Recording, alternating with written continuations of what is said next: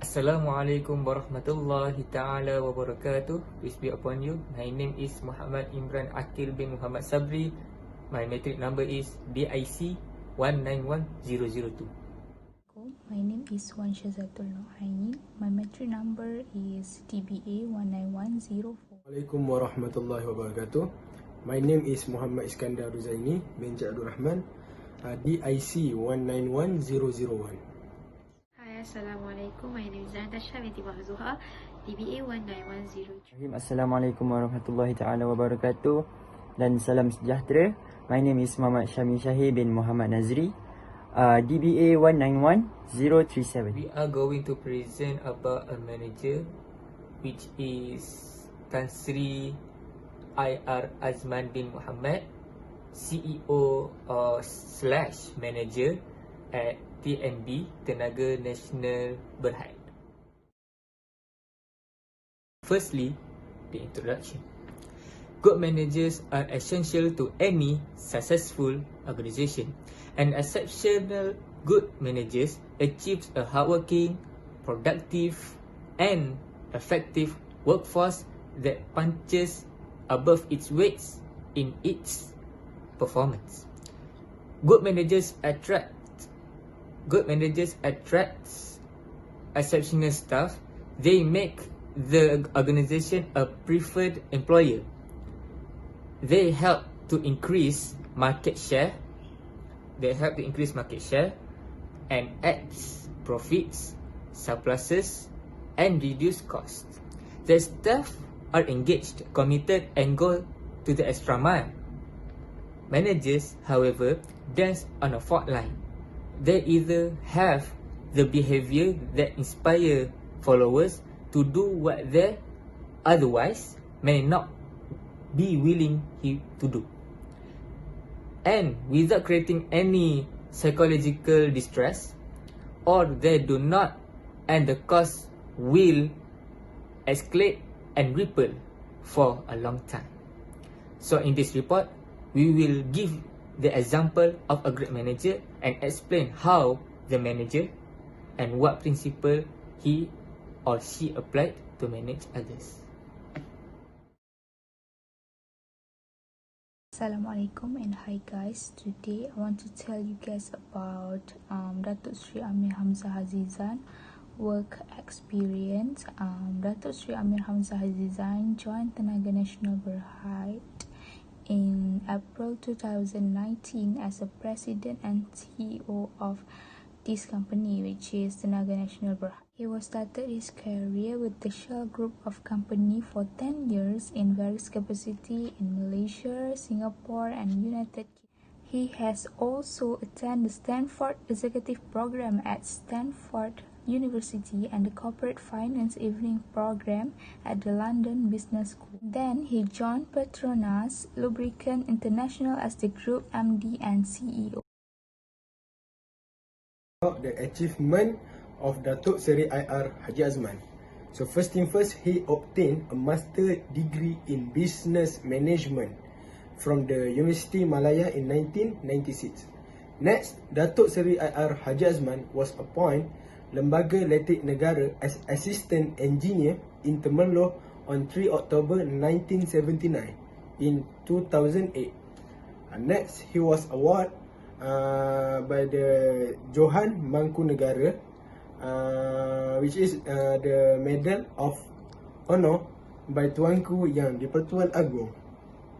In addition, Datuk IR Haji Azman was appointed as a Vice President Division on 14 November 2008.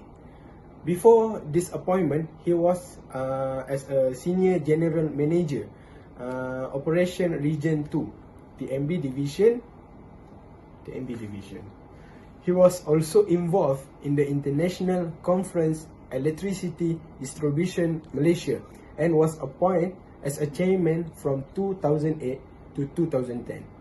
He was also involved in establishing the Malaysian Institute of Asset Management Institute, which is IMUK. He was also appointed as a President and Chief Executive Officer effective July 1, 2012.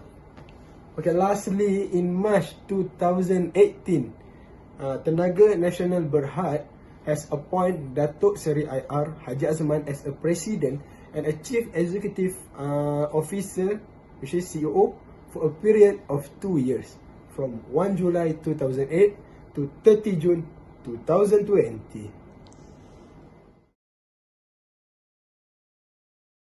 Today I want to explain about motivations and theory. So, first of all, the main topic that I want to present is about the factors that lead to employees' motivation. So there are 3 examples that had been stated on these articles, which is incentive, stress levels, and management of leadership.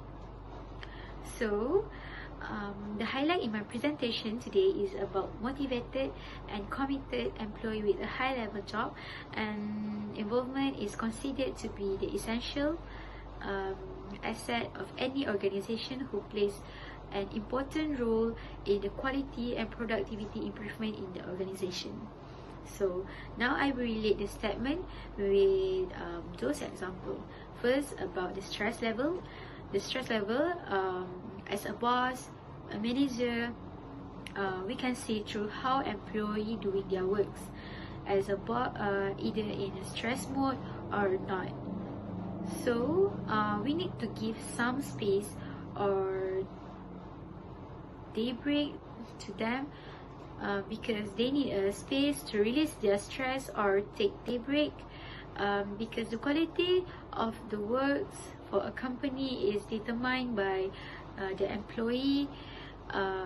If they're bad mood, the quality of works will be worse, but the boss will need to give them some time to make their quality of work more better, but even though it will take some time. Okay, and then the lastly is about management of leadership. Management of leadership. So boss or manager, there should be responsibility with their employee, because as a leader there should have a plan about their works together, because when the employees agree, the probability for the works will be damaged is low, because the boss or manager can manage the works according to the plan. Then a boss manager should have a good attitude, because the employees will respect them if their boss is good to them. So with this, that's all for me about the motivations from TNB based on my research on TNB Ipoh. So next we move to the theory that I found in this article. I found from this research is Hasberg's theory that has been criticized for the statistical procedures and methodology used in his study. In spite of this criticism, Hasberg theory has had a strong influence on how they currently design the jobs.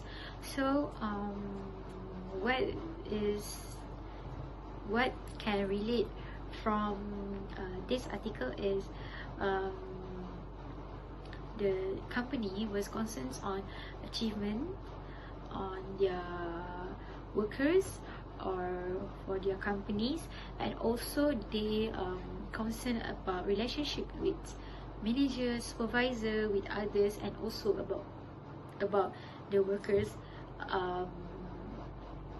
stress level. So that's all from me. So in conclusion is stress level and leadership management is important, is the most important to have a better quality in a works organization. So thank you, that's all from me.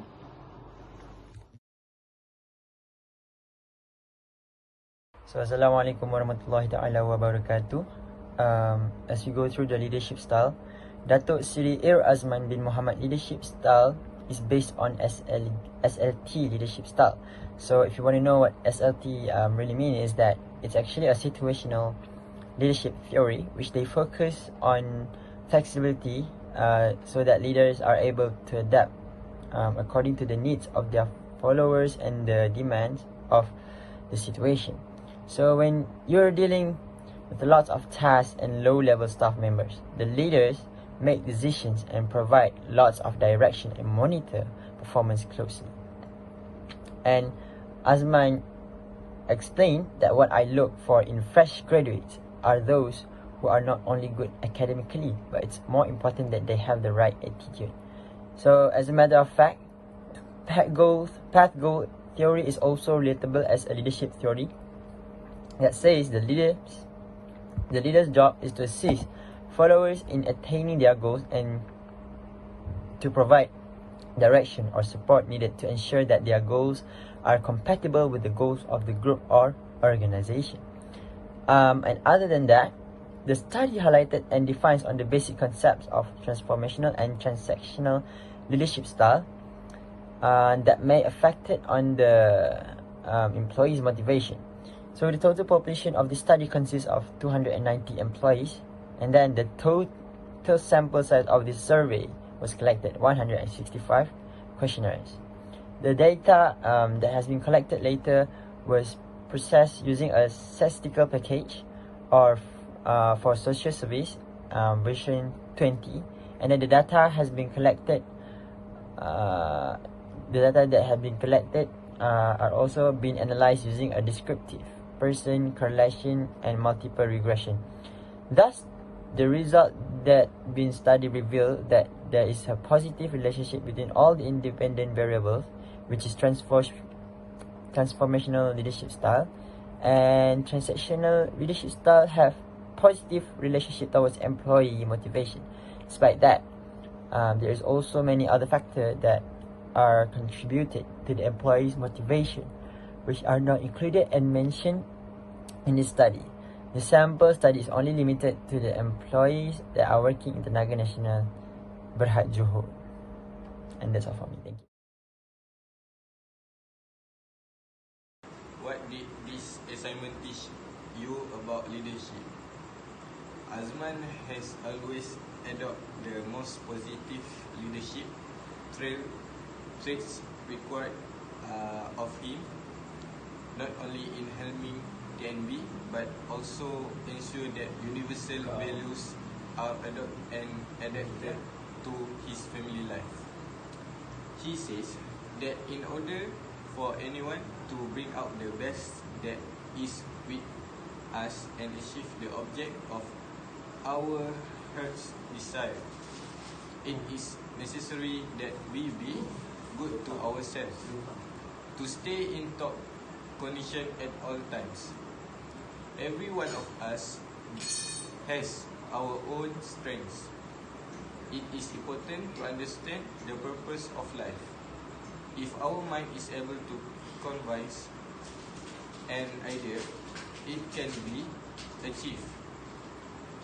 Therefore, we must apply all the positive attributes, knowledge and experience to ensure that we can successfully achieve the end results. However, we must understand our own inspirations, behavioral aspects to make things happen in a positive manner. That's all. Finally, the conclusion. The conclusion is that we can identify and know the example of a great manager. From this report, we can learn how to become a great manager and to make use for our future on becoming a great manager. To summarize this report, on becoming a great manager, we must know what type of leadership we are suitable on achieving an organization goals and what theory of motivation that is being used to motivate our employee to make an organization goal to be successful. Lastly, from this report, we can motivate ourselves on becoming a great manager and a good leader to our employee or an organization. Bye-bye.